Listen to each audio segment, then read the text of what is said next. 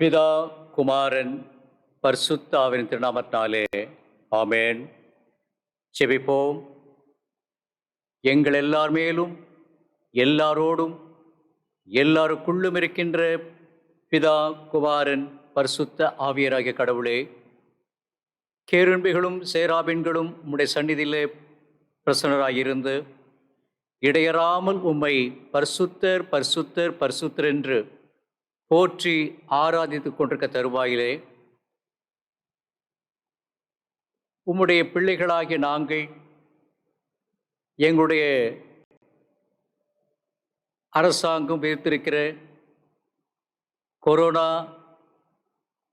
கட்டுப்பாடுகள் நிமித்தமாக இன்றைய நாளிலே மிக சிறப்பாக இந்த மாதத்தினுடைய 3வது பரிசுத்த ஓய்வு நாளிலே நாங்கள் குடும்பமாக தேவாலயத்துக்குள் பிரவேசிக்க கூடாமல் எங்களுடைய இல்லங்களையே தேவாலயங்களாக மாற்றி காணொளி மூலமாக வழங்கப்படுகின்ற ஒளிபரப்பு செய்யப்படுகின்ற இந்த வழிபாட்டாளர்களை பங்கேற்கின்ற நீர் எங்களுக்கு தந்திருக்கிறபடியால் நன்றி பாராட்டுகிறோம்.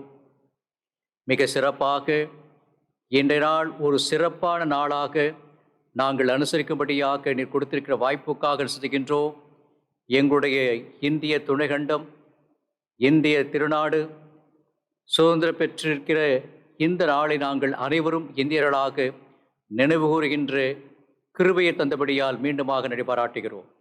இந்த ஆராதனை மூலமாக நாங்கள் அனைவரும் ஏறெடுக்கப் போகின்ற துதிகள், போற்றுதல்கள், விண்ணப்பங்கள், கேட்கப் போகின்ற செய்தி, இவை யாவற்றையும் எங்களுடைய ஆன்மீக வாழ்வுக்கு நீர் படிகளாக வளர்ச்சிகளாக மாற்றி தரும்படியாக மிக பட்சமாக இறைஞ்சுகின்றோம். நீர் ஒருவரே இந்த வழிபாட்டு ஆறு மூலமாக மகிமையடைய இடத்திலே மன்றாடுகிறோம். இவை யாவற்றையும் எங்கள் அருமை ஆண்டவர் இயேசுவி திருப்பெயரிலே மிகுந்த தாழ்மையோடு கூட வேண்டிக் கொள்கிறோம். தூய பிதாவே, ஆமென்.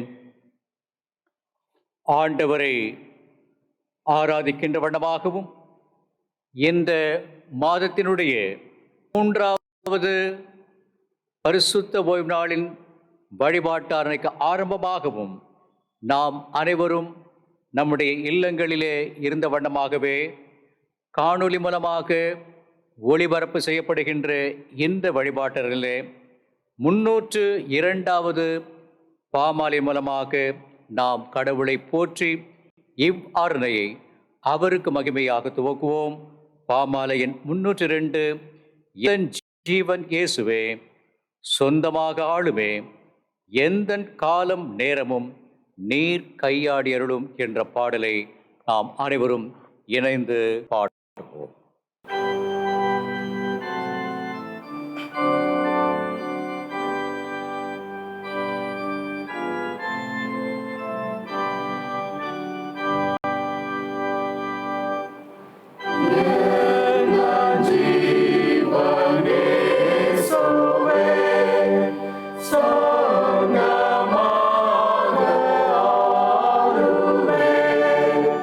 Yeah.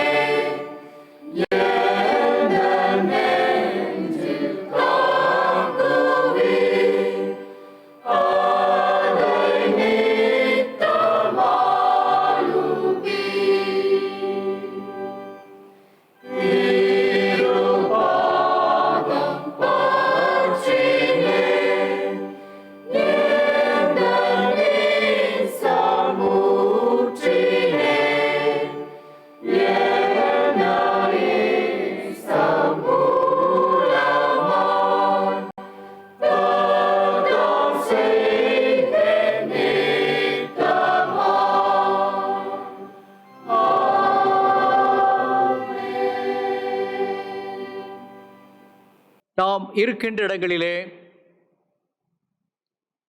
தென்னிந்திய திருச்சபை காலை மாலை பட்டு முறைமைகளிலே இரண்டாம் ஆறுமுறையை பின்பற்றுவோம். நாம் கடவுளை தொழுவோம். கடவுள் ஆவியாயிருக்கின்றார். அவரை தொழுது கொள்கின்றவர்கள் ஆவியரோடும் உண்மையோடும் அவரை தொழுது கொள்ள வேண்டும். நம்முடைய பிதாவாகிய கடவுளாலும் கர்த்தராகிய இயேசு கிறிஸ்துவினாலும் உங்கள் யாவருக்கும் கிருபையும் சமாதானம் உண்டாவதாக. இது கர்த்தர் உண்டு பண்ணின நாள். இதில் நாம் அனைவரும் களிகூர்ந்து மகிழக் கடவோம். சூரியன் உதிக்கும் திசை தொடங்கி அது அஸ்தமிக்கும் திசை மட்டும் கர்த்தருடைய நாமம் துதிக்கப்படுவதாக. கடவுள் ஒளியாயிருக்கிறார். அவரில் எவ்வளவேனும் இருளில்லை. அவர் ஒளியில் இருக்கிறது போல நாமும் ஒளியிலே நடந்தால் ஒருவரோடு ஒருவர் ஐக்கியப்பட்டிருப்போம். அவருடைய குமாரனாகிய இயேசு கிறிஸ்துவின் ரத்தம் சகல பாவங்களை நீக்கி நம்மை சுத்திகரிக்கும். 4ஆம் பக்கம். ஆண்டவரே, எங்கள் உதடுகளை திறந்தருளும், அப்பொழுது உம்முடைய புகழை எங்கள் வாய் அறிவிக்கும். பிதாவுக்கும் குமாரனுக்கும் பரிசுத்த ஆவியருக்கும் மகிமை உண்டாவதாக. ஆதியிலும் எப்பொழுதும் எப்பொழுதுமான சதா காலங்களிலும் மகிமை உண்டாவதாக. ஆமென். நாம் இருக்கின்ற இடங்களிலே திரியேக கடவுளை போற்றுவோம். சேனைகளின் கடவுளாகிய கர்த்தரே, நீர் பரிசுத்தர், பரிசுத்தர், பரிசுத்தர். வானமும் பூமியும் உமது மகிமையால் நிறைந்திருக்கின்றன. உன்னதத்திலே ஓசன்னா. கர்த்தரின் நாமத்தினாலே வந்தவரும் வருகிறவருமானவர் தோத்திரிக்கப்பட்டவர். உன்னதத்திலே ஓசன்னா. கடவுளே, நீர் பரிசுத்தர். கடவுளே, நீர் பரிசுத்தர். சர்வ வல்லவரே, நீர் பரிசுத்தர். சர்வ வல்லவரே, நீர் பரிசுத்தர். சாவாமையுடையவரே, நீர் பரிசுத்தர். சாவாமையுடையவரே, நீர் பரிசுத்தர். ஆண்டவரே, எங்களுக்காக சிலுவையில் அறையுண்ட எங்கள் மீட்பரே, எங்கள் மேல் கிருபையாயிரும். ஆண்டவரே, எங்களுக்காக சிலுவையில் அறையுண்ட எங்கள் மீட்பரே, எங்கள் மேல் கிருபையாயிரும். பரிசுத்த ஆவியராகிய ஆண்டவரே, எங்கள் மேல் கிருபையாயிரும். பரிசுத்த ஆவியராகிய ஆண்டவரே, எங்கள் மேல் கிருபையாயிரும். ஆண்டவரே, எங்கள் ஜெபங்களையும் ஆரணை ஏற்றுக்கொண்டு எங்கள் மேல் கிருபையாயிரும். ஆண்டவரே, எங்கள் மேல் மனதுருகி எங்கள் மேல் கிருபையாயிரும். நாம் இருக்கின்ற இடங்களிலே கண்களை மூடி தலைகளை தாழ்த்தி முடிந்தால் முழங்கால் படியிட்டு கடவுளை நோக்கி பிரார்த்தனை செய்வோம். எங்கள் தந்தையாம் கடவுளே, உமது வல்லமையாலும் ஞானத்தாலும் எல்லாவற்றையும் படைத்து உமது குமாரனை எங்கள் இரட்சகராக தரும்படி உலகத்தில் அன்பு செலுத்தினீரே, உம்மை போற்றுகின்றோம். குமாரனாம் கடவுளே, பாவத்தை தவிர்த்து எல்லாவற்றிலும் எங்களைப் போல் மனிதனாக்கி எங்கள் பாவங்களுக்காக ஒப்பு கொடுக்கப்பட்டு எங்கள் நீதிக்காக உயிர்த்தெழுப்பவரே, உம்மை போற்றுகின்றோம். பரிசுத்த ஆவியானவராகிய கடவுளே, எல்லா உண்மைகளுக்குள்ளும் எங்களை வழிநடத்தி கடவுளின் அன்பை எங்கள் நெஞ்சில் பொழிகின்றவரே, உம்மை போற்றுகின்றோம். பிதா, குமாரன், பரிசுத்த ஆவியான கடவுளே, உமக்கே எக்காலமும் எல்லா புகழும் மகிமையும் உண்டாவதாக. ஆமென். நமக்கு பாவம் இல்லை என்பதானால் நம்மை நாமே வஞ்சிக்கொள்ளாயிருப்போம். நமக்குள் உண்மை இல்லை. நமது பாவங்களை அறிக்கையிட்டால் பாவங்களை நமக்கு மன்னித்து எவ்வித அநீதம் நீங்க நம்மை சுத்திகரிப்பதற்கு அவர் நம்பத்தக்கவரும் நீதியுள்ளவர். நான் எழுந்து என் தகப்படத்துக்கு போய், தகப்பனே, பரத்துக்கு விரோதமாக பார்வையிலும் பாவம் செய்தேன். இனி உம்முடைய மகன் என்று சொல்லப்படுவதற்கு நான் பாத்திரன் அல்லன். உம்முடைய கூலிக்கால் ஒருவனாக வைத்துக் கொள்ளும் என்பேன். கடவுள் ராஜ்யம் சமீபத்திருக்கிறது. மனம் திரும்பி சுவிசேஷத்தில் நம்பிக்கை வையுங்கள். நமது பலவீனத்தக்கதாக பரிதபிக்க முடியாது பிரதான ஆசாரியர் நமக்கு ராமல் எல்லா விதத்திலும் நம்மை போல் சோதிக்கப்பட்டும் பாவம் அற்ற பிரதான ஆசாரியரே நமக்கு இருக்கிறார். அன்பர்களே, நாம் தொடர்ந்து முழங்கால் படியிட்டோ அமர்ந்தோ நம்மை நாமே நம்முடைய இல்லங்களிலே இருந்தவண்ணமாகவே நம்முடைய எல்லா சூழல்களிலும் எல்லா நேரங்களிலும் எல்லா இடங்களிலும் உங்களையும் என்னையும் உற்று கண்ணோக்கி பார்த்து கொண்டிருக்கிற நம்முடைய இறைவன் கடவுள் நம் அனைவரது உள்ளந்திரியங்களையும் ஆராய்ந்து அறிய வல்லவர் என்பதை உணர்ந்தவர்களாக நம்முடைய கடந்த கால வாழ்க்கையிலே கடவுளுக்கு விரோதமாக சக மனிதர்களுக்கு விரோதமாக ஏன் இயற்கைக்கு விரோதமாக கூட நாம் துணிந்து பாவம் செய்திருக்கிறோம் என்ற குற்ற உணர்வு நம்முடைய சரீரமாகிய ஆலயத்துக்குள் வீற்றிருக்கிற பரிசுத்த ஆவியானவராய் கடவுள் நம்முடைய மனத்தின் முன்பாக நம்முடைய குற்றங்களை குறைவுகளை பாவங்களை மனத்தின் முன்பாக கொண்டு வந்து நிறுத்துகின்ற போது அவைகளை மனத்தாழ்மையாய் அறிக்கை செய்து பாவ வாழ்க்கைக்கு முற்றுப்புள்ளி வைத்துவிட்டு நாம் கடவுளத்திலே மன்னிப்பையும் புதுவனுடைய நிச்சயத்தையும் பெற இரண்டாவது பாவ அறிக்கை துணை கொண்டு நம்முடைய பாவங்களை அறிக்கை செய்யலாம். அனைவருமாக சேர்ந்து சொல்லுவோம். எங்கள் தந்தையாம் கடவுளே, நினைவினாலும் வார்த்தையினாலும் செய்கையினாலும் உமக்கு விரோதமாய் பாவம் செய்திருக்கிறோம். முழு மனதோடு நாங்கள் நேசிக்கவில்லை. எங்களிடத்தில் நாங்கள் அன்பு கூறுவது போல அயலிடத்தில் நாங்கள் அன்பு கூறவில்லை. எங்கள் மேல் இரக்கமாயிருக்க உம்மை வேண்டிக் கொள்கிறோம். எங்கள் பாவ அழுக்கை நீக்கி எங்களை சுத்திகரியும். எங்கள் குற்றங்களை விட்டுவிட எங்களுக்கு உதவி புரியும். எங்கள் ஆண்டவர் இயேசு கிறிஸ்து மூலமாய் வேண்டிக் கொள்கிறோம் பிதாவே, ஆமேன். உண்மையாலுமே கடவுளுக்கு விரோதமாக சக மனிதர்களுக்கு விரோதமாக இயற்கைக்கு விரோதமாக நம்முடைய நினைவுகள் வார்த்தைகள் செய்கைகள் இவள் மூலமாக நாம் பாவங்களை செய்திருக்கிறோம் என்ற குற்ற உணர்வோடு கூட இந்த பாவம் மன்னிப்பின் ஜெபத்தை மன்னிக்கின்ற மன்னித்து உங்களையும் என்னையும் மகனாக ஏற்றுக்கொள்கின்ற புது வாழ்வினுடைய நிச்சயத்தை அருளுகின்ற இறைவனிடத்திலே அறிக்கை செய்திருப்போமையாகில் சர்வ வல்லமையும் மிகுந்த இரக்கமுள்ள ஆண்டவர் மன்னிப்பையும் பாவ நிவர்த்தியும் உங்கள் ஒவ்வொருவருக்கும் கட்டளையிட்டருளி வாழ்க்கையை சீர்படுத்துவதற்கான காலத்தையும் தமது பரிசுத்த ஆவியரின் கிருபையின் தேற்றுதலையும் தந்தருளுவாராக. ஆமேன். ஆண்டவரை துதியுங்கள். ஆண்டவனாம் துதிக்கப்படுவதாக. சபையார், உங்களுடைய இல்லங்களிலே நீங்கள் அமரலாம். இப்போது இன்றைக்குரிய திருமறை பகுதிகளை நாம் படிக்க கேட்போம். படிக்கும்படியாக தெரிந்து கொள்ளப்பட்ட பழைய ஏற்பாட்டு மறைநூல் ஆதியாகமம் 7ஆம் அத்தியாயம் வசனங்கள் 11 முதல் 24 வரை அடங்கியுள்ளது. தேவனுடைய வார்த்தையை கவனிப்போம். நோவாவுக்கு 600ஆம் வயதாகும் வருடம் 2ஆம் மாதம் 17ஆம் தேதியாகிய அந்நாளிலே மகா ஆழத்தின் ஊற்று கண்கள் எல்லாம் பிளந்தன. வானத்தின் மதகுகளும் திறவுண்டன. 40 நாள் இரவும் பகலும் பூமியின் மேல் பெருமழை பெய்தது.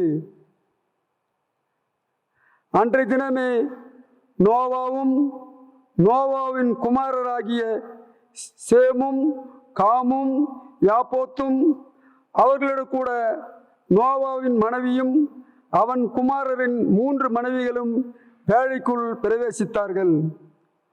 அவர்களோடு ஜாதி ஜாதியாகிய சகலவித காட்டு மிருகங்களும் ஜாதி ஜாதியான சகலவித நாட்டு மிருகங்களும் பூமியின் மேல் ஊறுகிற ஜாதி ஜாதியான சகலவித ஊரும் பிராணிகளும் ஜாதி ஜாதியான சகலவித பறவைகளும் பலவிதமான சிறகுகளுள்ள சகலவித பட்சிகளும் பிரவேசித்தன.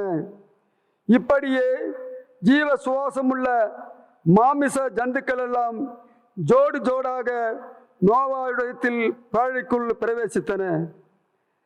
தேவன் அவனுக்கு கட்டளையிட்டபடியே ஆணும் பெண்ணுமாக சகலவித ஜந்துக்களும் உள்ளே பிரவேசித்தன. அப்பொழுது கர்த்தர் அவனை உள்ளே விட்டு கதவை அடைத்தார்.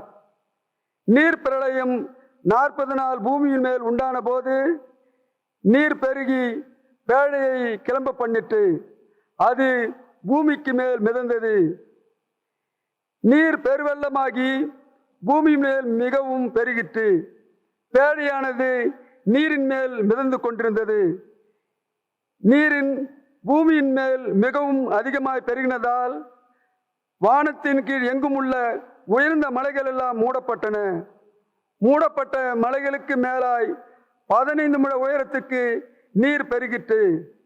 அப்பொழுது மாமிச ஜந்துக்களாகிய பறவைகளும் நாட்டு மிருகங்களும் காட்டு மிருகங்களும் பூமியின் மேல் ஊறும் பிராணிகள் யாவும் எல்லா நரஜீவன்களும் பூமியின் மேல் சஞ்சரிக்கவைகள் யாவும் மாண்டன. வெட்டாந்தரையில் உண்டான எல்லாவற்றிலும் நாசியிலே ஜீவ சுபாவசம் உள்ள எல்லாம் மாண்டு போயின. மனிதர் முதல் மிருகங்கள், ஊறும் பிராணிகள், ஆகாயத்து பறவைகள் பரியந்தமும் பூமி மேல் இருந்த உயிருள்ள வஸ்துகள் யாவும் அழிந்து அவைகள் பூமியின் இராதபடிக்கு நிக்கிரமாயின.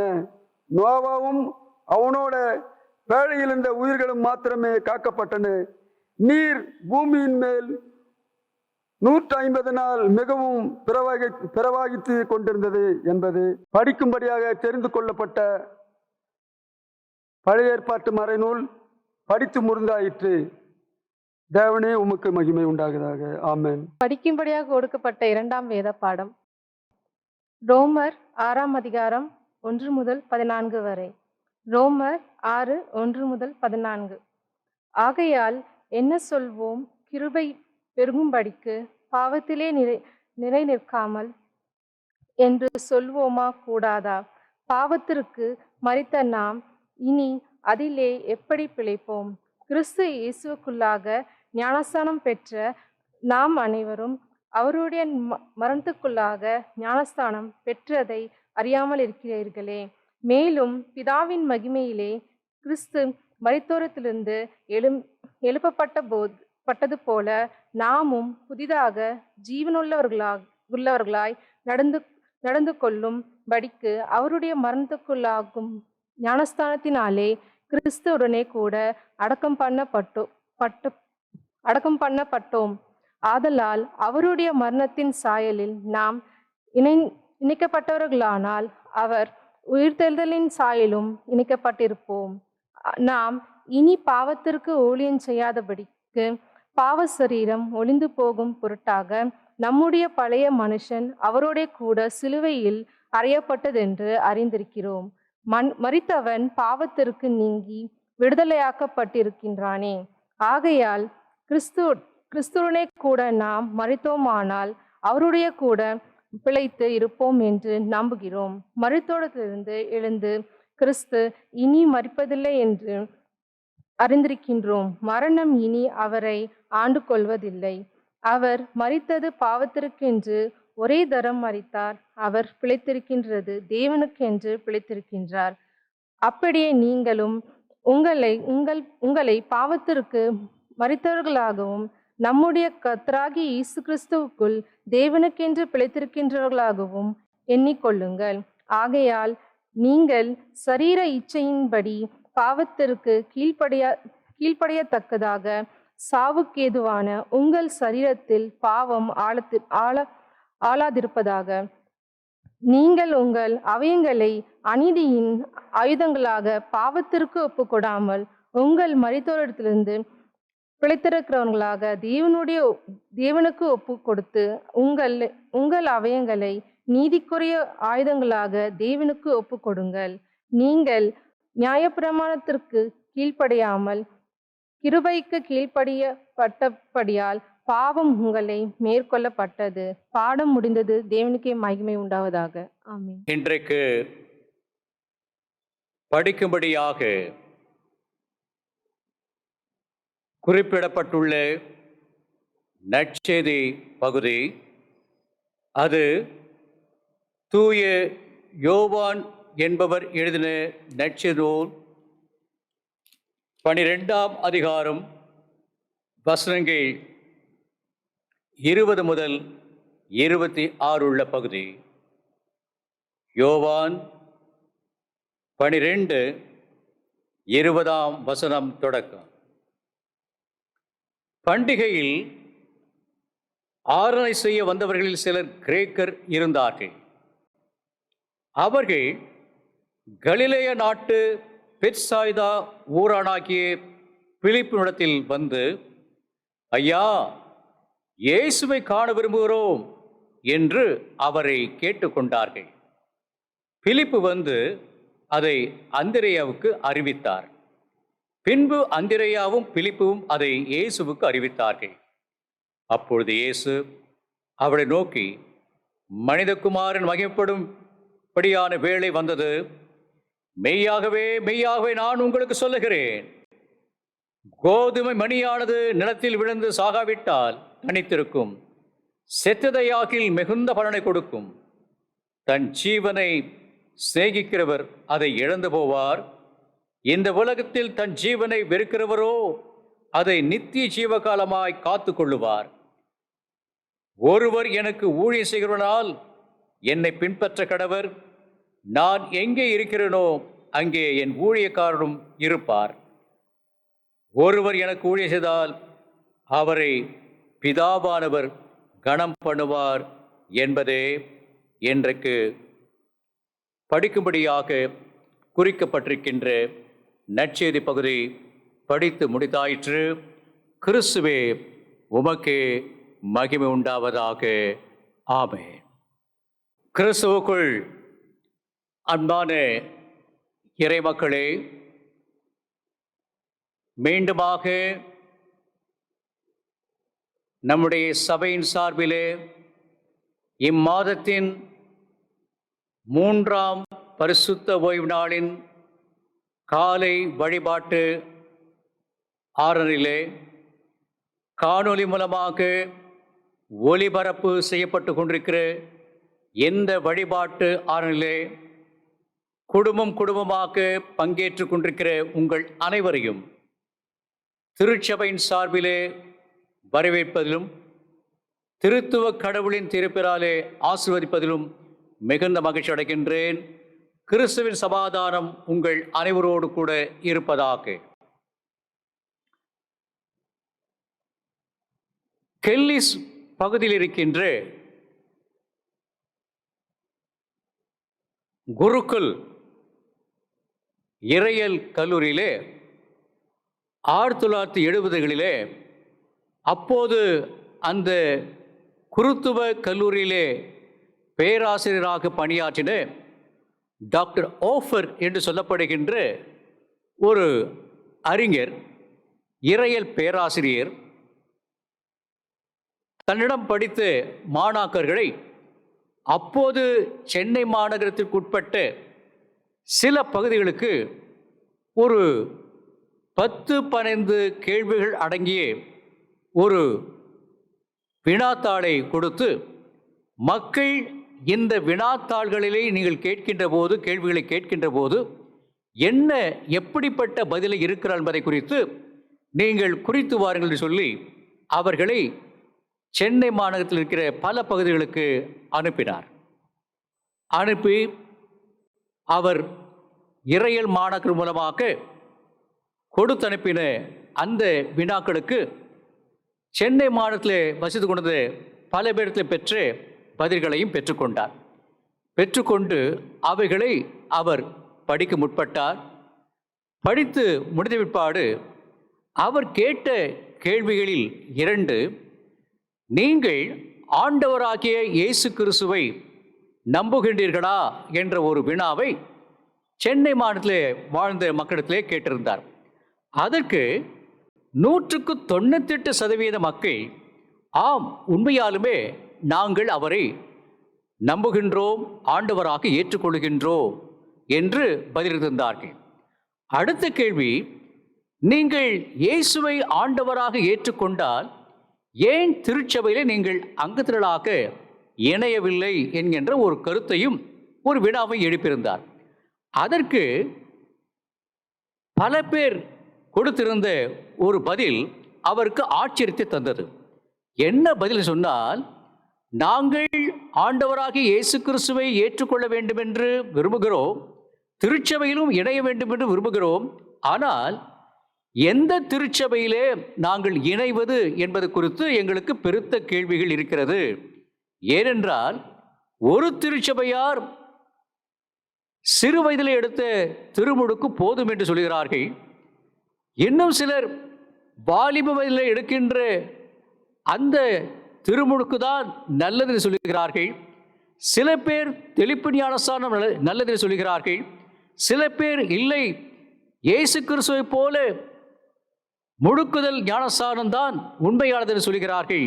ஆகவே இப்படிப்பட்ட குளறுபடியான நிலை ஆங்காங்கே சென்னையில் இருக்கிற திருச்சபைகளுக்குள் நிலவுவதன் காரணமாக நாங்கள் எந்த திருச்சபையிலே இணைவது என்பது குறித்து இன்னுமாக நாங்கள் திருமுழுக்கு பெறாத ஆண்டவராகிய இயேசு கிறிஸ்துவை நம்புகின்ற விசுவாசிகளாக நாங்கள் வாழ்ந்து கொண்டிருக்கிறோம் என்ற பதிலை அவர்கள் இருத்திருந்தார்கள், விடையளித்திருந்தார் என்பதை அவர் பெற்றுக்கொண்டு பின்பாக ஒரு சிறிய புத்தகத்தையும் வெளியிட்டார்.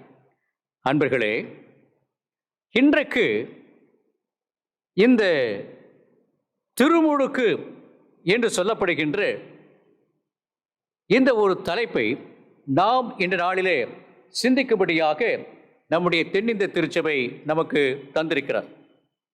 மிக சிறப்பாக இன்றைய நாளுடைய தலைப்பு baptism, dying and rising up with Christ. திருமுழுக்கு கிறிஸ்துவுடன் மரிப்பது, அவரோடு கூட உயிர்ப்பது என்பது இன்றைய நாளுக்குரிய தலைப்பாக இருக்கிறது.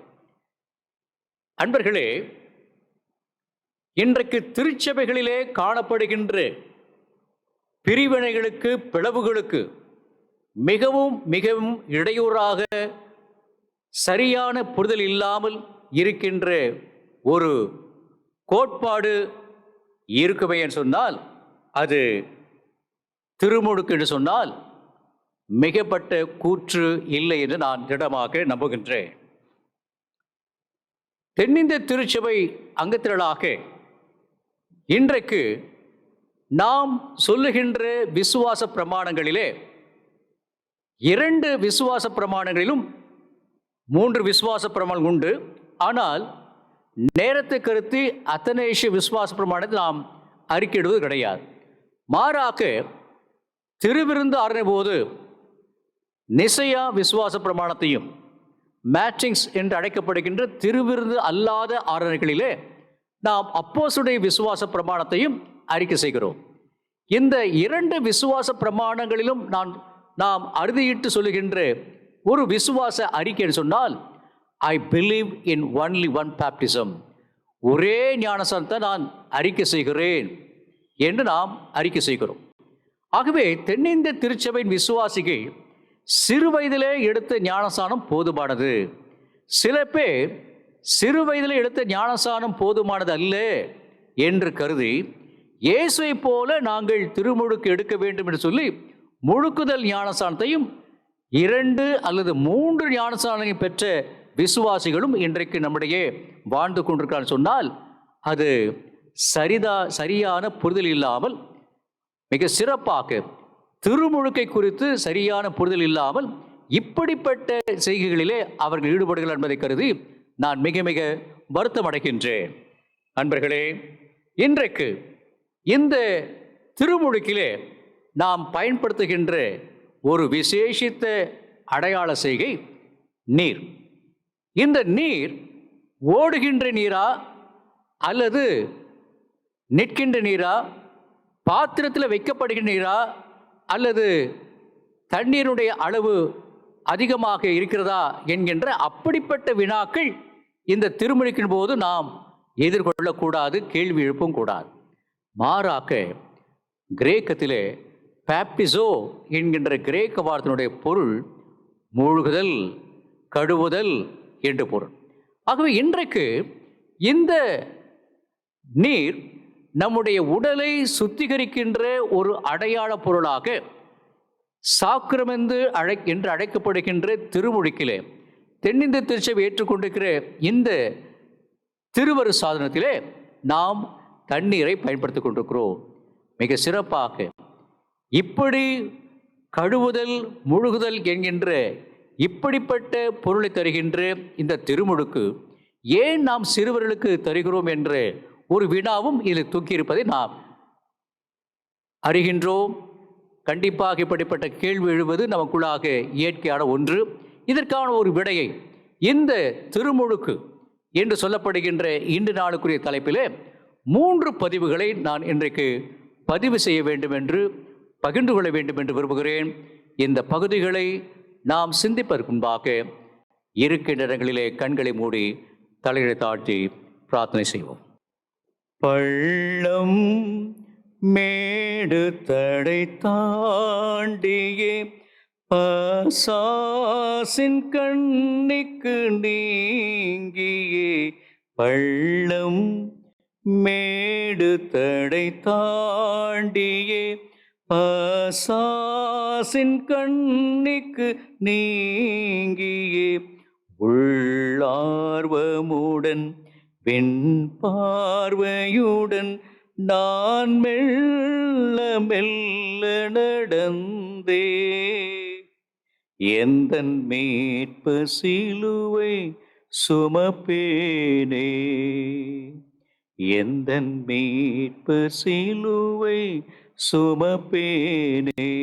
மலை மாநதியோ மேகு ஆழ்கடலோ மருள் சூழும் கானக வனமோ, எங்கும் மீட்பு சிலுவை சுமப்பேனே. என்னல் துயர் பிணி பாதையில் ஈனரனை தாக்கும் வேளையில், என்னல் துயர் பிணி பாதையில் ஈனரனை தாக்கும் வேளையில், துன்பம் களைந்தே துயரும் ஒழிந்தே நான் தூயன் பாதையில் ஊந்தே, அவர் தூய சிலுவை சுமப்பேனே, அவர் தூய சிலுவை சுமப்பேனே. மலை மாநதியோ பூலோக மேன்மை நாடிடேன், புவி மேவும் செல்வமும் தேடிடேன், பூலோக மேன்மை நாடிடேன், புவி மேவும் செல்வமும் தேடினேன். சீலன் சிலுவை சிறியேன் மேன்மை, என் ஜீவன் வழிமறை இயேசுவே, அவர் ஜீவ சிலுவை சுமப்பேனே, அவர் ஜீவ சிலுவை சுமப்பேனே.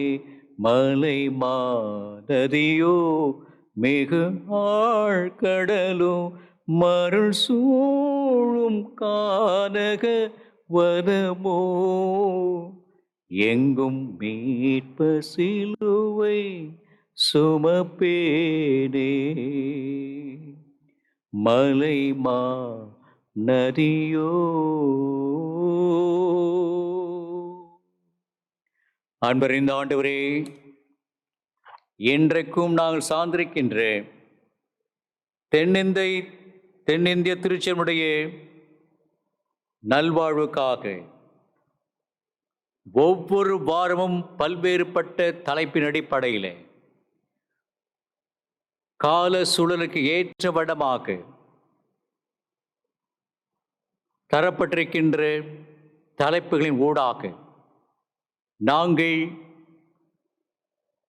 அருள் பணியாளர் மூலமாக இறைமக்கள் மூலமாக பெற்றுக்கொள்கின்ற ஏராளமான ஆன்மீக சிந்தனைகளுக்காக வளமான வாழ்வின் உந்துதலுக்காக உணர்வுகளுக்காக நன்றி பாராட்டுகிறோம்.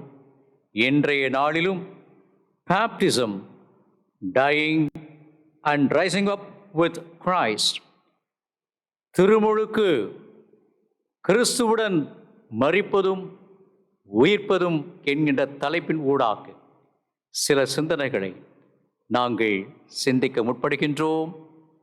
திருமறை வசனத்தின் வாயிலாக பல வசனங்களின் மூலமாக இந்த தலைப்பை குறித்து நாங்கள் சிந்திக்கின்ற போது காணொளி மூலமாக இல்லங்களில் இருந்து எந்த தியானத்திலே தங்களை இருத்தி கொள்ள விரும்புகின்ற இறைமக்கள் அத்துணை பேருடைய இருதயத்தின் சிந்தனைகளோடு முது கிருபை தங்கியிருக்கட்ட சுவாமி.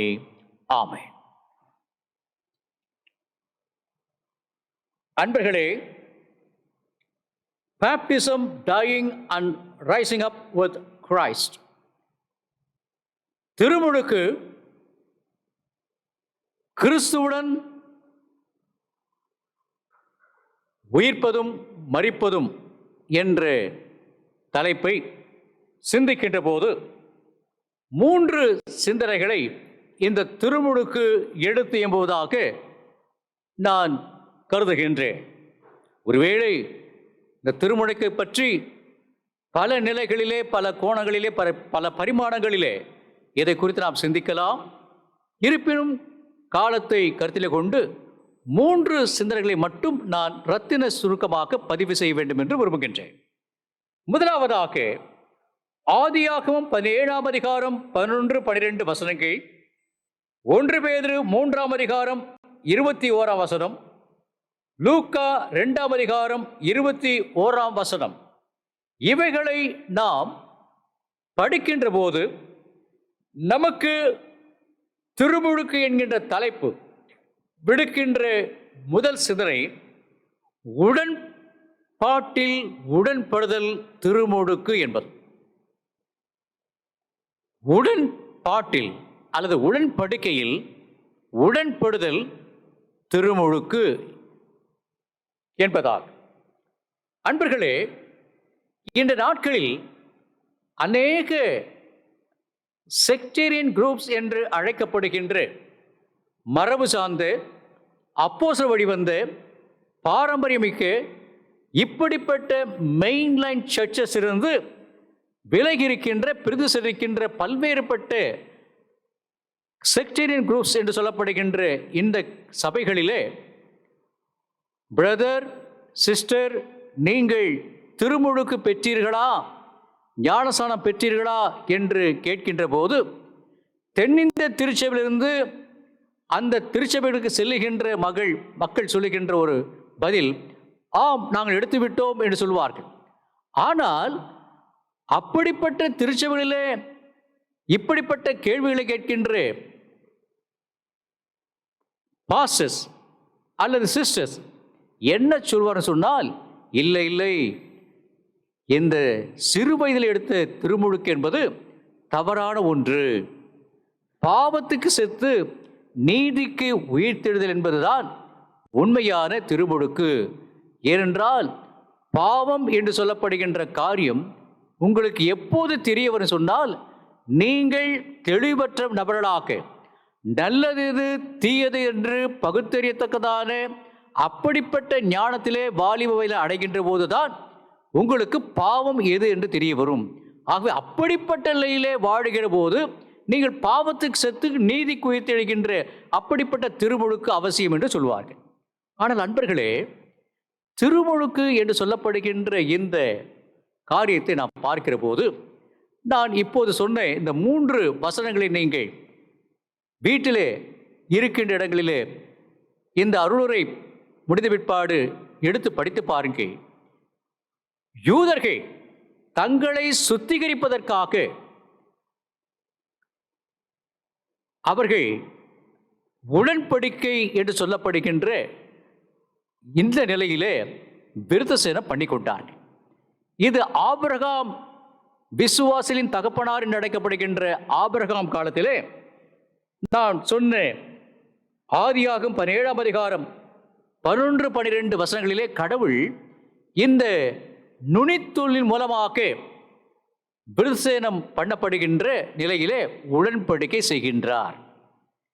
தொடர்ந்து லூக்கா 2ஆம் அதிகாரத்திலேயும் கூட இயேசு கிறிஸ்து 8ஆம் நாளிலே, குறிப்பாக 8 நாள் குழந்தையாக இருந்தபோது தேவாலயத்துக்கு அவள் பெற்றோர்கள் விருத்தசேதனம் பண்ணப்படுவதற்காக யூதர்களுடைய முறைமைப்படி கடவுளோடு கூட உடன்படிக்கை பண்ணுகின்ற சூழலுக்குள்ளாக இயேசு கிறிஸ்துவும் தன்னை சிறு பிராயத்திலே இணைத்து கொண்டார் என்று பார்க்கிறோம். அன்பர்களே, இயேசு கிறிஸ்து பிற்பாடாக மத்தேயு 3ஆம் அதிகாரம் கடைசி சில வசனங்களை நீங்கள் படித்து பார்த்தால், யோர்தான் நதிக்கரையிலே திருமுழுக்கு கொடுத்து கொண்டு மனம் திருமலுக்கு ஏற்ற வண்ணமாக திருமுழுக்கு கொடுத்து கொண்டு யோவான் சானகத்திலே அவர் திருமுழுக்கு பெறும்படியாக வருகிறார். ஆனால் அந்த பகுதியை நீங்கள் படித்து பாருங்கள். மத்தேயு 3ஆம் அதிகாரம் 17ஆம் வசனம் தொடக்கம் சில வசனங்களிலே சொல்லப்பட்ட காரியம் என்ன? இயேசு வருகிறார், மனம் திருமலுக்கு ஏற்ற வண்ணமான ஞானசானத்தை திருமுழுக்கு முனிவர் யோவான் சாணர் கொடுத்து கொண்ட போது யோவான் சாணர் அவருக்கு தடை பண்ணுகிறார். நீர் என்னிடத்திலே வரக்கூடாது, நான் உம்மிடத்திலே திருமுழுக்கு ஆற்றப்பட நீர் என்னிடத்திலே வரலாமா என்று இயேசுவை அவருடைய முன் பிறப்பை அறிந்திருந்த அந்த யோவான் சாணகன் இயேசுக்கு தடை செய்கிறார். ஆனால் இயேசு கிறிஸ்து சொல்லுகிற பதில் என்ன? இப்போது இடம் கொடும், இப்படி நாம் தேவனுடைய நீதியை செய்வது நமக்கு ஏற்படை செயலாக இருக்கிறது என்று அப்போது அவர் தடை செய்த அதே யோவானிலே திருமுழுக்கு ஆற்றப்படுகிறார் என்று பார்க்க. இங்கே நாம் கவனிக்க வேண்டிய ஒரு சிறப்பான சிந்தனை என சொன்னால், இன்றைக்கு அநேக செக்டேரியன் குரூப் சொல்லிக் கொள்கின்ற காரியம், நீங்கள் பாவத்துக்கு செத்து மனம் திரும்புதலோடு கூட திருமுழுக்கு எடுக்க வேண்டும் என்று சொல்கிறார்களே. இயேசு கிறிஸ்து ஒருமுறை எதிரிகளை பார்த்து சவால் விட்டார். என்னிடத்திலே பாவம் உண்டு என்று உங்களில் யார் என்னை குற்றப்படுத்தக்கூடும் என்று கேட்டார். ஒருவரும் அதற்கு பதில் இருக்க முடியவில்லை. என்றால் அவ்வளவு பரிசுத்தராக இயேசு கிறிஸ்து இந்த உலகத்திலே வாழ்ந்தார். இங்கே நாம் கவனிக்க வேண்டிய ஒரு ஆழ்ந்த சிந்தனை சொன்னால், இப்படி பரிசுத்தராக பிறப்பு முதல் சிலுவையிலே இறக்கின்ற வரைக்குமாக பரிசுத்தராக வாழ்ந்த அந்த இயேசு கிறிஸ்து மனம் திரும்ப வேண்டுமா என்கின்ற ஒரு வினா நான் அடிப்படையாக இந்த நாளிலே இந்த திருமுழுக்கு என்கின்ற கோட்பாட்டை நாம் சிந்திக்கின்ற போது எழுப்ப வேண்டும் என்று விரும்புகின்றேன். இயேசு கிறிஸ்து எடுத்த ஞானசானம் யோவான் கொடுத்த மனம் திரும்பலுக்கு ஏற்ற ஞானசானம்.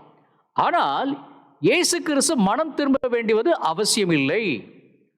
ஆனாலும் கூட இயேசு பரிசுத்தராக இருந்த போதும் கூட அவர் மக்களோடு கூட, சாதாரண மக்களோடு கூட அவர் தன்னை ஒன்றிணைத்துக் கொள்ளும்படியாக இந்த திருமுழுக்கை எடுத்தார் என்று பார்க்கிறோம்.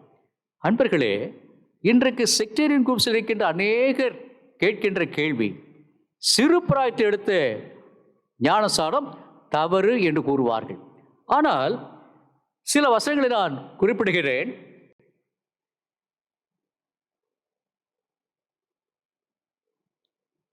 அப்போஸ்தலர் நடவடிக்கைகள் 2ஆம் அதிகாரம் 28-39 வசனங்களையும்,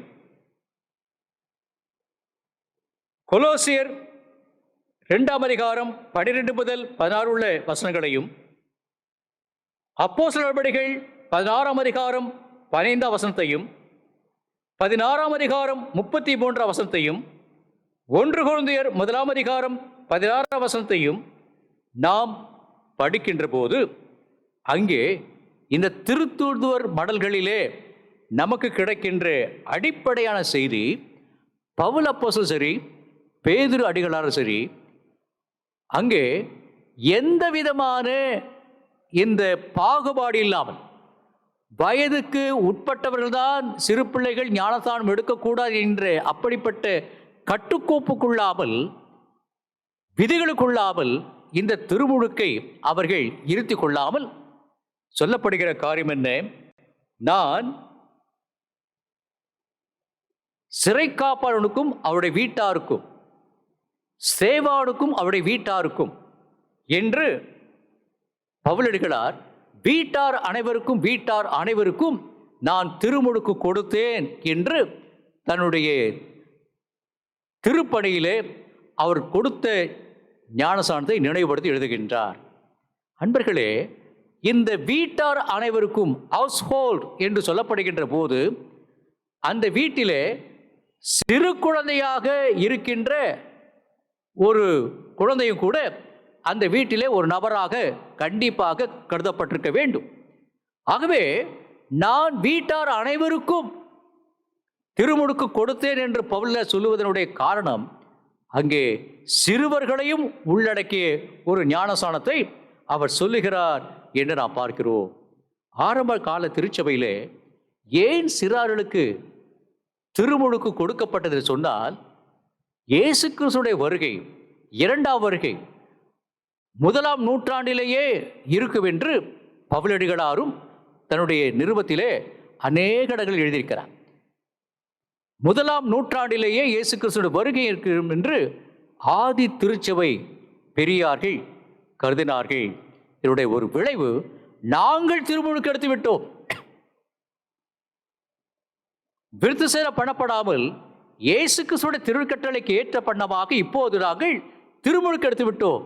ஒருவேளை திருமுழுக்கு எடுத்த நாங்கள் பரலோகத்துக்கு சென்று விடுவோமேயானால், திருமுழுக்கு ஆற்றப்படாத நாங்கள் பெற்றெடுத்த பிள்ளைகள் பின்வாங்கி போவார்களே, கடவுளுடைய அரசிலே அவர்கள் இடம் பெறாமல் போய்விடுவார்களே என்கின்ற ஒரு ஆதங்கம் மேலோங்கி இதனுடைய விளைவு, சிறார்களுக்கும் ஆதி திருச்சபையார் திருமுழுக்கு கொடுத்தார்கள்.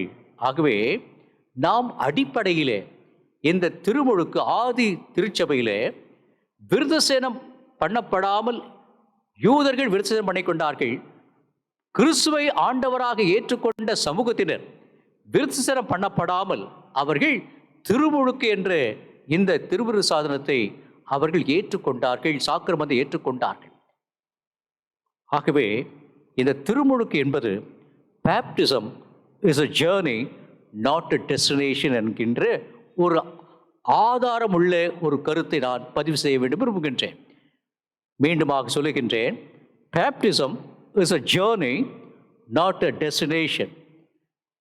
திருமுழுக்கு என்பது ஒரு ஆன்மீக பயணம், ஆனால் அதுவே இலக்கு அல்ல, பரலோக ராஜ்யத்திற்குரிய துருப்புச் சீட்டு அல்ல என்பதை நாம் நினைத்து பார்க்க அழைக்கப்படுகிறோம். ஆகவே திருமுழுக்கு என்பது உடன்படிக்கையில் உடன்படுதல் என்கின்ற ஒரு சிந்தனையை நாம் முதலாவதாக பெறுகிறோம். இரண்டாவதாக இந்த திருமுழுக்கு rising and dying with Christ, திருமுழுக்கு மரித்தலும் கிறிஸ்துவோடு கூட உயிர்த்தெழுதலும் என்ற தலைப்பை நாம் சிந்திக்கின்ற போது நீங்கள் சொல்லுகின்ற வசனத்தை குறித்து கொள்ளுங்கள்.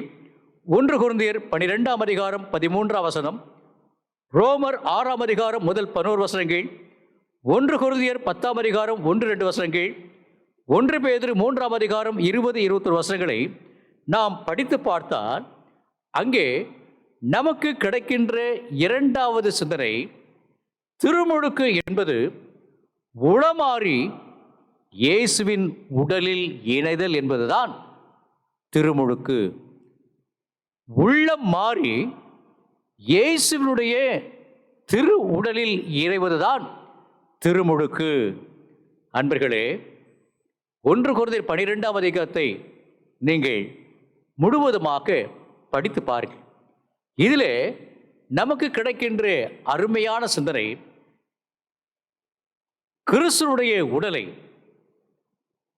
கிறிஸ்துவுடைய சரீரத்தை பவுலடிகளார் ஒரு ஆலயமாக கருதுகிறார்.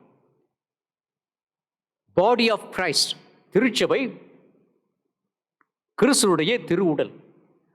இந்த திருவுடலிலே திருமுழுக்கின் மூலமாக நாம் உள்ளம் மாறி அவரோடு கூட அவருடைய உடலில் இணைவதுதான் இந்த திருமுழுக்கு. அன்பர்களே, இங்கே மீண்டுமாக கவனிக்க வேண்டிய இன்னொரு சிந்தனை, நான் முன்னமே சொன்னவண்ணமாக, இப்படி உள்ளம் மாறி இயேசுடைய உடலில் இணைவதற்கு சிறுவர்கள் நாம் தடை பண்ணக்கூடாது. ஏனென்றால் மார்க் 10ஆம் அதிகாரத்தில் 13 வசனம் தொடங்கி படிக்கிற போது, சிறுவர்கள் என்னிடம் வருவதற்கு இடம் கொடுங்கள், அவர்களை தடை பண்ணாதீர்கள். இன்றைக்கு திருச்சபையுடைய கோட்பாடுகள், டாக்மா, டிடேக்கே என்று சொல்கின்ற அப்போஸ்தலர் கூறின போதனைகள், இப்படிப்பட்ட போதனைகளை நாம் ஆய்ந்து படிக்கின்ற போது எந்த ஒரு கோட்பாடும் சிறார்களை இயேசுடைய உடலில் இணைப்பதற்கு தடையாக இருக்கக்கூடாது, குறிப்பாக திருமுழுக்கு இருக்கக்கூடாது என்பதை நான் இங்கே வலியுறுத்தம் சொல்லி கூற விரும்புகின்றேன். ஏனென்றால் சிறுவர்கள் இயேசுவை போல மனம் திரும்ப வேண்டாதவர்கள், அவர்களுக்கு அவசியமும் இல்லை. ஆகவே இங்கே நாம் கவனிக்க வேண்டிய காரியம், பெரியவளாக இருக்கின்ற நீங்களும் நானும் சிறுவனுக்கு ஞானசானம் கொடுத்து கிறிஸ்துவுடைய உடலிலே இணைக்கின்ற போது, திருமுழுக்கு கொடுக்கின்ற போது ஆயர்களாக நாங்கள் கேட்கின்ற கேள்வி, நீங்கள் இந்த விசுவாசத்திலே நீங்கள் நம்பிக்கை கொள்கிறீர்களா என்கின்ற ஒரு 3 வினாவை எழுப்பி அதற்கான பதிலை சிறுவர்கள் சார்பாக கொடுக்கின்ற பெற்றோர் கொடுக்கின்ற ஞான பெற்றோர் கொடுக்கின்ற விசுவாச பதிலையும், பெரியவர்களுக்கான திருமுழுக்கு கொடுக்கின்ற போது அவள் கொடுக்கின்ற பதிலையும் நாங்கள் ஏற்றுக்கொள்கிறோம். திருச்சபையராக நாம் பங்கேற்று அதை அங்கீகரிக்கின்றோம். ஆகவே இப்படி உள்ளம் மாறி இயேசுடைய உடலில் ஒரு அங்கமாக இணைக்கின்ற ஒரு நிகழ்வுதான் இந்த திருமுழுக்கு. அன்பர்களே, இந்த திருமுழுக்கு incorporate into the body of Christ என்று சொன்னால் அது மிகப்பட்ட கூற்று இல்லை என்று நான் திடமாக நம்புகின்றேன். திருமுழுக்கிலே கேட்கப்படுகின்ற கேள்விக்கு விசுவாச பதிலை இருக்கின்றவர்கள் திருமுழுக்கு ஆற்றப்பட்ட பிற்பாடு அவர்கள் இயேசுடைய உடலே ஒரு அங்கமாக இணைக்கப்படுகிறார்கள் என்று பார்க்கிறோம். மட்டுமல்லாமல் baptism is dying with Christ and rising with him. dying என்று சொல்லுகிற போது dying to the old self, அதாவது பழைய மனிதனை களைந்து போட்டு புதிய மனிதனை நாம் தரித்து கொண்டு இயேசுடைய உடலிலே இணைவதுதான் இந்த திருமுழுக்கினுடைய மிக முக்கியமான சாராம்சம். ஆகத்தான் சொன்னேன், உள்ளம் மாறி இயேசுடைய உடலில் இணைவது இந்த திருமுழுக்கு என்று நான் குறிப்பிட்டேன். இந்த ஓல்டு செல்ஃப் சொன்னால் ஒருவர் கிறிஸ்துவுக்குள் இருந்தால் அவர் புதிய சிருஷ்டியாக இருக்கிறார், பழையவைகள் எல்லாம் ஒழிந்து போயின, எல்லாம் புதிதாயின என்று சொல்லுகின்ற போது வண்ணமாக நம்முடைய வாழ்க்கையிலே நான் சுயம் என்கின்ற இப்படிப்பட்ட காரியங்கள் சிலுவையிலே பவுலை போல் நாம் அறிந்துவிட்டால் நம்முடைய சுயம் மறைந்து போய் இயேசுடைய உடலில் நாம் இணைவதற்கு அது ஏதுகரமாக இருக்கும் என்று நான் நினைக்கின்றேன். குறிப்பாக அன்பர்களே, இந்த corporate character of Christian baptism என்று நாம் நினைக்கின்ற போது கிறிஸ்துவனுடைய உடலிலே ஒரு அங்கமாக இணைக்கப்படுவதுதான் திருமுழுக்கு என்று சொல்லுகிற போது கலாத்தியர் 3ஆம் அதிகாரம் 26-27 வசனங்களிலே நாம் படித்தறிகிற விடமாக நாம் கிறிஸ்துவோடு கூட திருமுழுக்காற்றப்பட்டு அவரோடு கூட அடக்கம் பண்ணப்பட்டோம் என்று பவுல் திட்டம் தெளிவாக சொல்கிறார். யாரெல்லாம் திருமுழுக்கு எடுத்திருக்கிறார்களோ அவர்கள் கிறிஸ்துவோடு கூட தங்களை அடக்கம் பண்ணிவிட்டார்கள். சுயம் என்கிற காரியத்தை அவர்கள் தங்களிலே முற்றிலுமாக அழித்து போட்டு விட்டார்கள் என்று சொல்லி கிறிஸ்துவுக்குள் ஆண் என்றும் இல்லை, பெண் என்றும் இல்லை, யூதன் என்றும் இல்லை, கிரேக்கன் என்றும் இல்லை, அடிமை என்றும் இல்லை, சுயாதீன் என்றும் இல்லை என்று பவுலடிகளார் எழுதுகிறார். இதற்கு ஒருவர் இவ்விடமாக விளக்கம் தந்திருக்கிறார். There is neither Jew nor Greek, neither slave nor free, nor male, neither male nor female, neither Brahmin nor Harijan, neither CSI nor Lutheran, neither intelligent nor stupid, neither beautiful nor ugly, neither white nor black, for you all one in Christ Jesus என்று எழுதுகின்றார். அதாவது கிறிஸ்துவுக்குள் நாம் திருமுழுக்காற்று பெற்று அடக்கம் பண்ணப்பட்டாக இருக்கிற போது நமக்குள் யூதர், கிரேக்கர், அடிமைகள், சுயாதீனர், ஆண், பெண், பிராமின், அரிஜன், தென்னிந்திய திருச்சபை, லுத்தரன், அறிவுஜீவிகள் அல்லது முட்டாள்கள், அழகுள்ளவர்கள், அழகற்றவர்கள், வெள்ளையர்கள், கருப்பர்கள் என்கின்ற பாகுபாடு முற்றிலுமாக அழிந்துபட்டு கிறிஸ்துனுடைய உடலிலே நாம் எல்லோரும் ஒன்றுபட்ட அவைகளாக உள்ள மாறி நாம் இணைந்திருக்கிறோம் என்ற சிந்தனையை திருமுழுக்கு தந்து கொண்டிருக்கிறது. இப்படிப்பட்ட சிந்தையோடு கூட சிறு வயதிலே அல்லது பெருவிழாக மதம் மாறி ஒரே ஞானசாந்தத்துக்குள்ளாக இருக்கின்ற நீங்கள் நானும் நம்முடைய சுயம் என்கின்ற காரியத்தை நாம் இழந்து நம்முடைய அடையாளங்களை அழித்து போட்டுவிட்டு கிறிஸ்துவுடைய உடலிலே ஓர் அங்கமாக இணைந்திருக்கிறோமா? மூன்றாவது கருத்து சொல்லி நான் முடிக்க வேண்டும் விரும்புகின்றேன். Baptism, dying and rising up with Christ. திருமுழுக்கு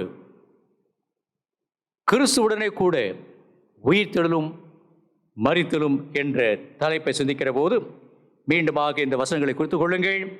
மத்தேயு 3ஆம் அதிகாரம் 13 முதல் 17 உள்ள பகுதி, யோவான் 3ஆம் அதிகாரம் 4 முதல் 6 வசனங்கள், தீத்து 3ஆம் அதிகாரம் 5 முதல் 6 வசனங்கள், யோவான் 17ஆம் அதிகாரம் 14 முதல் 16 வசனங்களை நாம் படிக்கின்ற போது நமக்கு கிடைக்கின்ற சிந்தனை, நாம் உலகில் இருந்தாலும் உபத்திரவத்தை ஏற்பது திருமுழுக்கு என்பது. உலகில் இருந்தாலும் கிறிஸ்துவ நிமித்தமாக உயிர்த்தெழும் மரிப்பதும் குறிப்பாக உபத்திரவத்தை ஏற்பது திருமுழுக்கு என்று சொன்னால் அது மிகப்பட்ட கூற்று இல்லை. ஏனென்றால் இன்றைக்கு அநேக கிறிஸ்தவர்கள் நினைக்கின்ற காரியம், நான் திருமுழுக்கு எடுத்து விட்டேன், அதிலும் முழுக்குதல் ஞானம் எடுத்து விட்டேன், எனக்கு ஒரு துருப்புச் சீட்டு கிடைத்து விட்டது. என்ன சீட்டு அது? பரலோகத்திற்கு போவதற்கான துருப்புச் சீட்டு. நான் முழுக்குதல் ஞானம் பெற்றுவிட்டேன் என்பதற்கான ஒரு அறிகுறியாக, துருப்புச் சீட்டாக இப்படி முழுக்குதல் ஞானசானத்தை மக்கள் கருதி கொண்டிருக்கிறார்கள். ஆனால் அதுவல்ல அன்பர்களே, இந்த திருமுழுக்கு என்பது நாம் உலகத்தில் இருந்தாலும் இயேசு கிறிஸ்து நிமித்தமாக உபத்திரவத்தை ஏற்படுவதுதான், துன்பத்தை ஏற்பதுதான் திருமுழுக்கு என்பர். அன்பர்களே, நான் ஏற்கனவே குறிப்பிட்ட வண்ணமாக இயேசு கிறிஸ்து திருமுழுக்கு எடுத்தார். இது மார்க் 3ஆம் அதிகாரம் 13 முதல் 17 உள்ள வசனங்களில் அடங்கியிருக்கிறது. திருமுழுக்கு எடுக்க வருகிற இயேசுவை முன்னறிந்தவராக யோவான் சாணகன் தடுக்கிறார். ஆனால் இருப்பினும் அந்த தடைகளை மீறி யோவான் சாணத்திலே வேண்டுகோள் விடுத்து இயேசு திருமுழுக்கு பெற்றார்.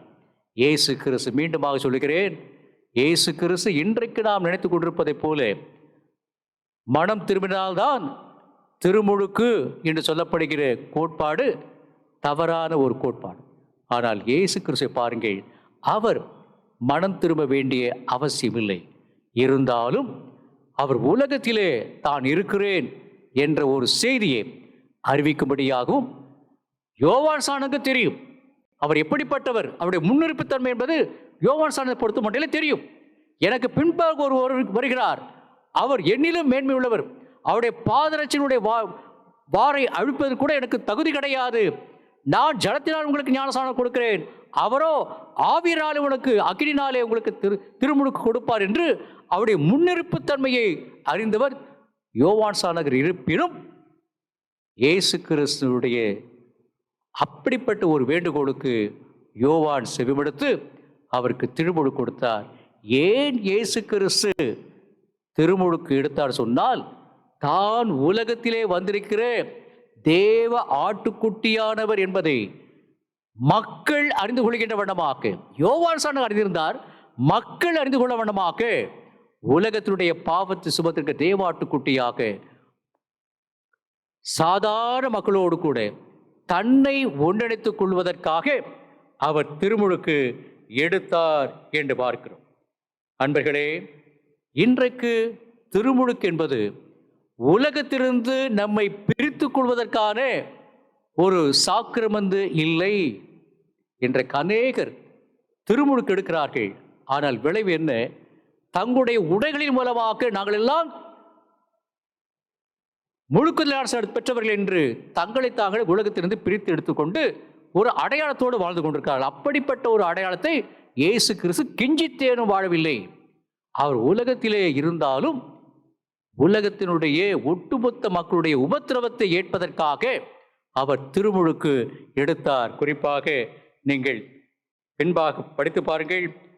இயேசுக்கு சொல்லுவார், லூக்கா 12ஆம் அதிகாரம் 50ஆம் வசனத்திலே, நான் முழுக வேண்டிய ஒரு ஞானஸ்நானம் உண்டு என்று தன்னுடைய துன்பத்தை, சிலுவை துன்பத்தை, உலகத்தினுடைய ஒட்டுமொத்தமான மக்களுடைய ரட்சிப்புக்காக அவர் துன்பத்தை ஏற்பதற்காக இப்படிப்பட்ட ஒரு திருமுழுக்கை அவர் எதிர்கொண்டார். அதை ஏற்று சிலுவையிலே முடித்தார் என்று பார்க்கிறோம். ஆக இன்றைக்கு அன்பர்களே, திருமுழுக்கு என்பது நம்மை நாமே மக்களிடத்திலிருந்து பிரித்து கொள்கின்ற ஒரு சாக்கிரமந்து அல்ல. மாறாக நாம் உலகத்திலே வாழ வேண்டியவர்கள். இயேசு கிறிஸ்து தான் உலகத்திலே வாழுகிறேன் என்பதை நினைவூட்டுகின்ற வகையிலே, மக்கள் அறிந்து கொள்கின்ற வகையிலே, சாதாரண மக்களோடு கூட அவர் மனம் திரும்ப வேண்டிய அவசியம் இல்லாமல் இருந்தும் he totally identified himself with the common people through baptism. திருமுழுக்கின் மூலமாக சாதாரண மக்களோடு கூட தன்னை ஒன்றிணைத்துக் கொள்கின்ற ஒரு நிகழ்வாக திருமுழுக்கை ஏற்று உபத்திரவத்தின் ஊடாக கடந்து சென்றார். இன்றைக்கு நீங்களும் நானும் இந்த திருமுழுக்கை குறித்து சிந்திக்கின்ற போது நமக்கு கிடைக்கின்ற 3 அடிப்படையான சிந்தனைகள். திருமுழுக்கு என்பது உடன்படிக்கையில் உடன்படுதல் என்பது. திருமுழுக்கு என்பது உள்ளம் மாறி இயேசுவோடு அவருடைய உடலில் இணைதல். திருமுழுக்கு என்பது உலகில் இயேசுவுடன் உபத்திரவத்தை ஏற்பது என்பவைகளே. ஆமென். நாம் அனைவரும் இருக்கின்ற இடங்களிலே பக்தி வினயத்தோடு கூட அப்போஸ்தலருடைய விசுவாச பிரமாணத்தை அறிக்கை செய்வோம். வானத்தையும் பூமியையும் படைத்த சர்வ வல்லமுள்ள பிதாவாகிய தேவனை விசுவாசிக்கிறேன். அவருடைய ஒரே குமாரனாகிய நம்முடைய நாதர் இயேசு கிறிஸ்துவை விசுவாசிக்கிறேன். அவர் பரிசுத்த ஆவியினாலே கன்னிமரிடத்தில் உட்பவித்து பிறந்தார். பொந்தியு பிலாத்துவின் காலத்தில் பாடுபட்டு சிலுவையில் அறையுண்டு மரித்து அடக்கம் பண்ணப்பட்டு பாதாளத்தில் இறங்கினார். 3ஆம் நாள் மரித்தெழுந்து எழுந்தொழினார். பரமடத்துக்கேறி சர்வ வல்லமுள்ள பிதாவாகி தேவனுடைய வலப்பாசம் வீற்றிருக்கிறார். அவ்விடத்திலிருந்து உயிருள்ளோரையும் மரித்தோர் நியாயத்திற்கு வருவார். பரிசுத்த ஆவியையும் விசுவாசிக்கிறேன். பொதுவாயிருக்கிற பரிசுத்த சபையும் பரிசுத்தவனுடைய ஐக்கியமும் பாவ மன்னிப்பும் சரீரம் ஒழித்தலும் நித்திய ஜீவனும் உண்டு என்று விசுவாசிக்கிறேன். ஆமென். ஆங்காங்கே இருக்கின்ற சபையார் உங்களுடைய இருக்கைகளிலே அமரலாம். இப்போது திருச்சபையின் அறிவிப்புகளை நம்முடைய குருசேகர குழு பொருளர் அவர்கள் அறிவிப்பார்கள். இந்த மாதத்தின் மூணாவது ஞாயிறு காலை ஆராதனையில் காணொளி வாயிலாக கலந்து கொண்டிருக்கும் உங்கள் அனைவரையும் ஆண்டவராகிய இயேசு கிறிஸ்துவின் இனிதான நாமத்தினாலே வாழ்த்தி வரவேற்கிறோம். அவனமே ஆயர் சார்பாகவும் சேகர கமிட்டி சார்பாகவும் உங்கள் அனைவருக்கும் சுதந்திர தின நல்வாழ்த்துதல்களை தெரிவித்துக் கொள்கிறோம். திருமுழுக்கு என்ற தலைப்பில் 3 ஆழமான கருத்துக்களை தேவ செய்தியாக நம்முடன் பகிர்ந்து கொண்டு இந்த ஆராதனையை காணொளி வாயிலாக நடத்தி தந்து கொண்டிருக்கும் நமது திருமண்டலத்தின் மூத்த ஆயரும் நமது குருசேகரத்தின் ஆயருமாகிய ரெவரண்ட் பிரபாகர் ராஜசேகர் அவர்களை வாழ்த்தி வரவேற்று நன்றிகளையும் தெரிவித்துக் கொள்கிறோம். நமது அரசின் வழிகாட்டுதலின்படி இன்றும் அடுத்த ஞாயிறும், அதாவது 22/8/2021 அன்றும் ஆராதனைகள் காணொளி வாயிலாக நடைபெறும். கர்த்தருக்கு சித்தமானால் அரசிடமிருந்து ஆலய வழிபாட்டின் கட்டுப்பாடுகளில் தளர்வுகள் கிடைக்கும் என்ற நம்பிக்கையில் வருகின்ற 29/8/2021 ஞாயிறு அன்று ஆண்டு விழா ஆராதனையாக நடத்த ஆயர் அவர்களின் ஆலோசனையின்படி சேகர கமிட்டியின் சார்பாக முடிவு எடுக்கப்பட்டுள்ளது. இதற்கான விரிவான அறிவிப்புகள் ஆலய சமூக வலைதள பக்கங்களில் பின்னர் வெளியிடப்படும். கடந்த வாரம் ஞாயிறு அன்று நமது கிளை சபையாகிய பரிசுத்த நிறைவாழ்வு திருச்சபை அயனம்பாக்கத்தில் நடைபெற்ற ஆண்டு விழா ஆராதனையை சிறப்பாக நடத்தி கொடுத்த ஆயர் அவர்களுக்கும் ஆயர் அம்மா அவர்களுக்கும் கமிட்டியின் அங்கத்தினர்கள் அனைவருக்கும் நன்றியை தெரிவித்துக் கொள்கிறோம். இன்றும் இந்த வார நாட்களிலும் பிறந்தநாள் மற்றும் இல்லறத்தில் இணைந்த நாட்களை நினைவுகூரும் நமது சபை அங்கத்தினர்கள், பிறந்தநாள் காண்பவர்கள் 15/8 Mrs K Beulah Rajappa, Miss C Felcia Jenny, Miss J Ria Rebecca,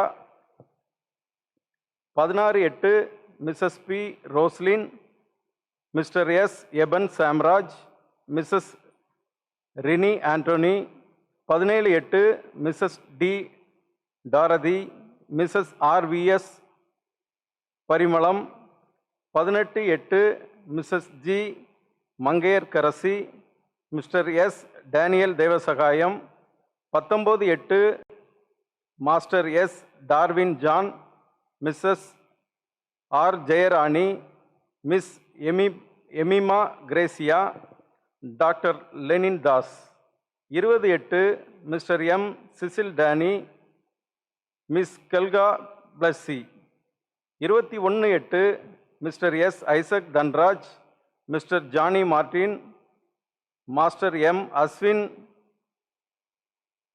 Subbaraj, Mr A Vimal Selvakumar.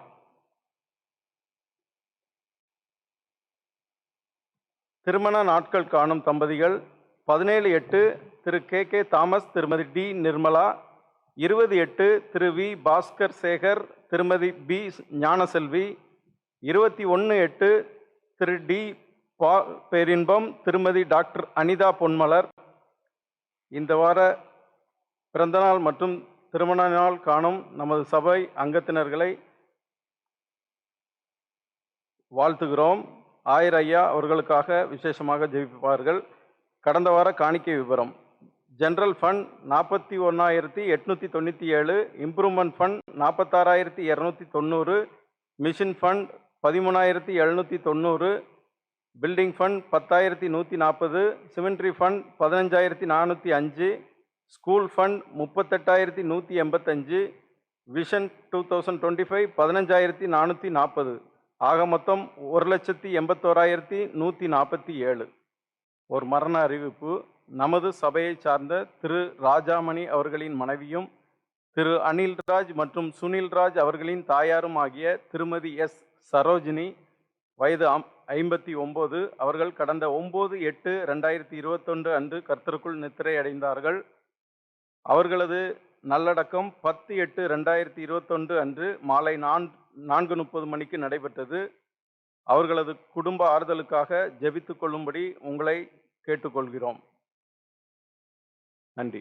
திருமண அறிவிப்பு: நமது சபையை சேர்ந்த திரு ஜெய்சிம்மன், திருமதி ஜோதிமலர் என்பவருடைய மகன் ஜெஃப்ரி பால் டேனியல் என்பவரும், தென்னிந்திய திருச்சபை, மத்திய கர்நாடகா, பேராயம், பெங்களூரு, சியோன் சபையை சேர்ந்த திரு டி எல்வின், திருமதி பெல்லா என்பவருடைய மகள் ஸ்டெஃபி சாராள் என்பவரும் இல்லற வாழ்விலே தங்களை இணைத்துக் கொள்ள இருக்கிறார் என்பதை அறிவிக்கின்றேன். வாசிக்க கேட்ட இவ்விருவரையும் இந்த தூய நிலைமையில் ஒன்றாய் இணைக்கப்படக்கூடாதபடி நியாயமான தடை காரணம் ஏதாகிலும் தெரியுமானால் அதனை சபை போதகருக்கு எழுத்தின் மூலம் தெரிவிக்க வேண்டும். இது இவர்களுக்கு முதலாம் அறிவிப்பு. செபிப்போம்.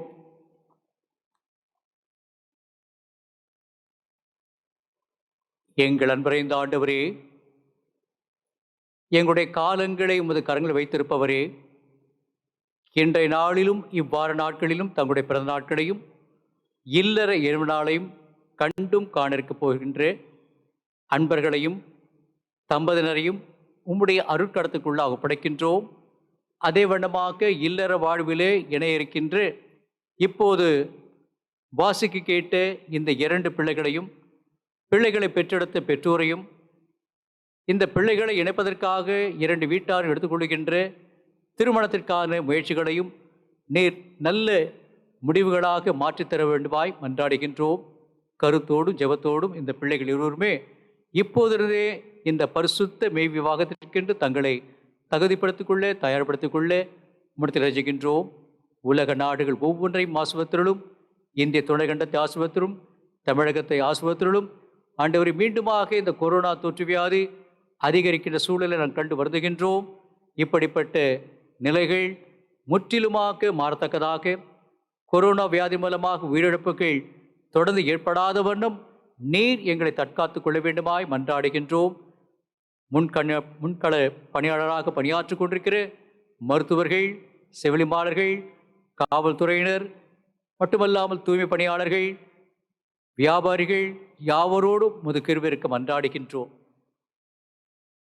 இறைவனே, உலகத்தின் பல பகுதிகளிலே ஏற்பட்டு கொண்டிருக்கிற, இந்திய துணைக்கண்டத்தின் பல பகுதிகளிலே மிக சிறப்பாக இமாச்சல பகுதியிலே ஏற்பட்டிருக்கிற இயற்கையுடைய சீற்றங்களுக்காக, நிலச்சரிவுகளுக்காக, பெருவெள்ளத்துக்காக, இதன் மூலமாக அநேக லட்சக்கணக்கான மக்கள் உயிரிழந்து காணப்படுகின்ற, தங்களுடைய வாழ்வாதாரங்களை இழந்து தவித்துக் கொடுக்கிற சூழலை நாங்கள் கண்டு வருதுகின்றோம்.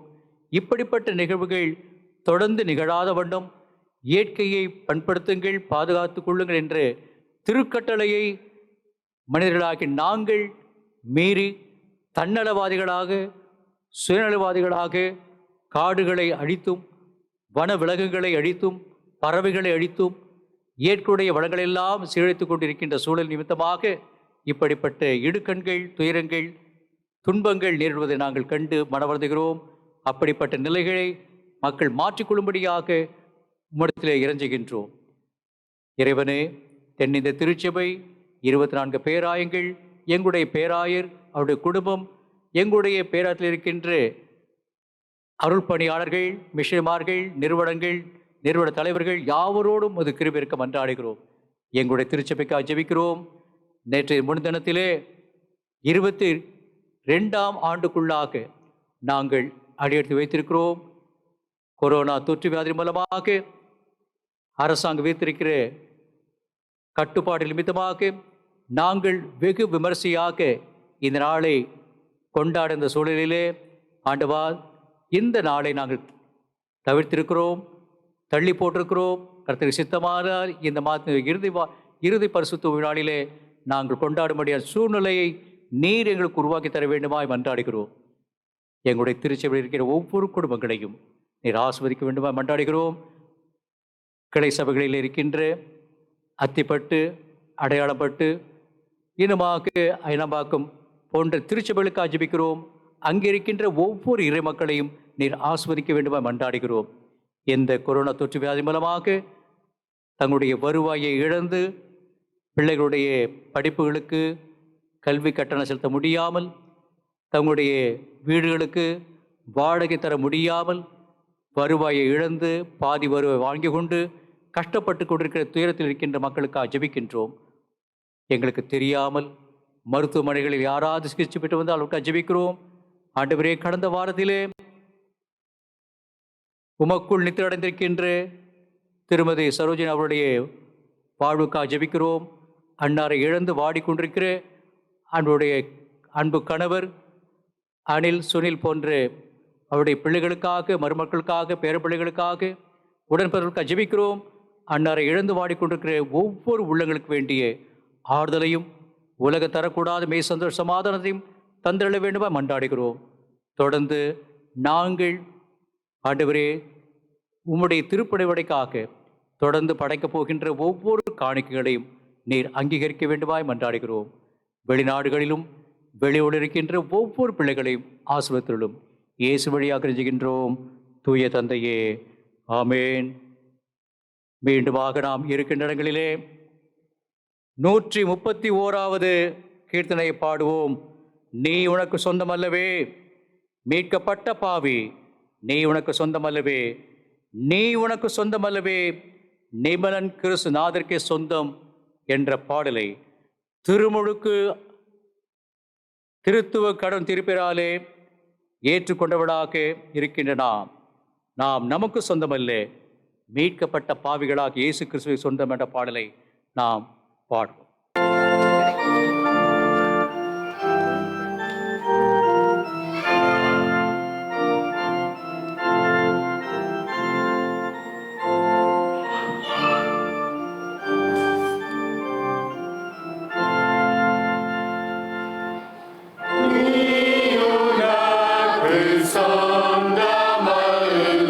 Paye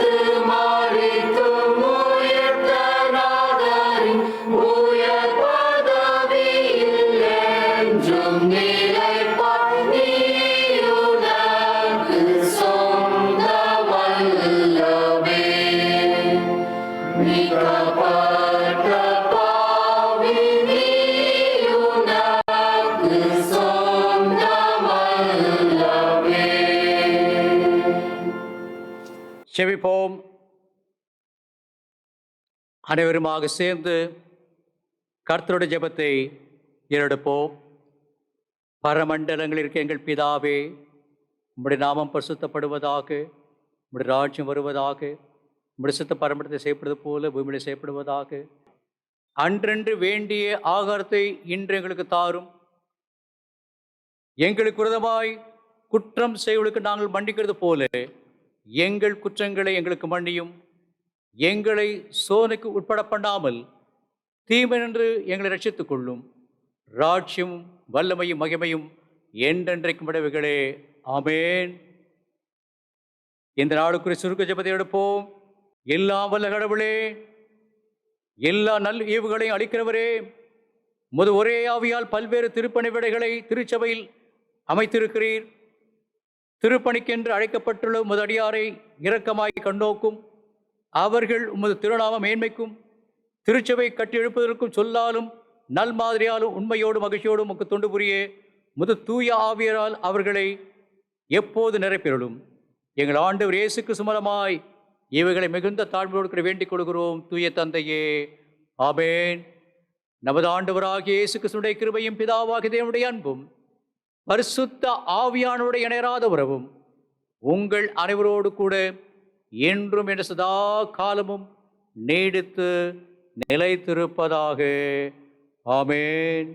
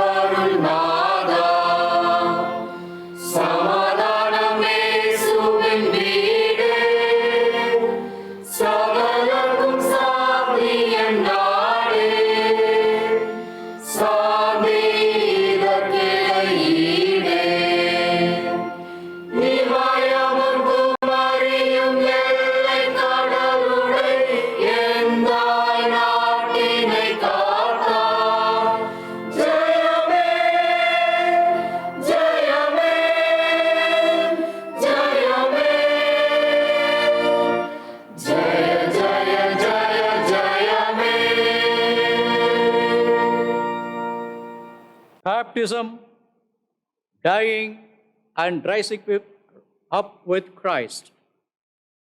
திருமுழுக்கு இயேசு கிறிஸ்துவோடு கூட மரிப்பதும் உயிர்ப்பதும் என்ற தலைப்பு எடுத்த சிந்தனைகள். திருமுழுக்கு உடன்படிக்கையில் உடன்படுதல். திருமுழுக்கு உள்ளம் மாறி இயேசுவுடன் உடலில் இணைதல். திருமுழுக்கு உலகில் இயேசு கிறிஸ்துவுக்காக உபத்திரவத்தை ஏற்றல் என்பவைகளே. கர்த்தர் உங்களோடு இருப்பாராக, அவர் உமது ஆவியோடு இருப்பாராக. சமாதானத்தோடே உலகத்தில் புறப்பட்டு செல்ல கடவோம். கர்த்தருடைய நாமத்தினாலே ஆமென்.